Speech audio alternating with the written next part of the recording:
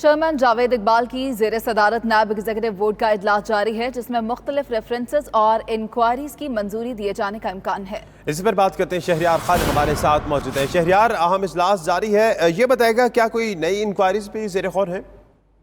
जी बिल्कुल, जो है नए रेफरेंसेस इंक्वायरी की जो है मंजूरी दिए जाने का इम्कान है। और इस इजलास में डिप्टी चेयरमैन नैब हुसैन नजर, प्रोसिक्यूटर जनरल और डीजी नैब रावलपिंडी इरफान मंगी समेत अहम अफसरान शरीक हैं इस इजलास में। इस इजलास में मुख्तलिफ केसेस की मंजूरी दी जाएगी। इस इजलास से खिताब करते हुए चेयरमैन नैब का कहना था कि नैब ने जो है एहतसाब सबके लिए पॉलिसी जो अपनाई थी उसके ऊपर अमल दरामद जारी है।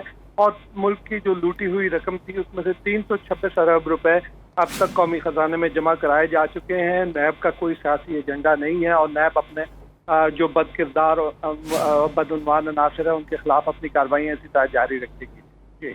बहुत शुक्रिया आपका शहरियार खान।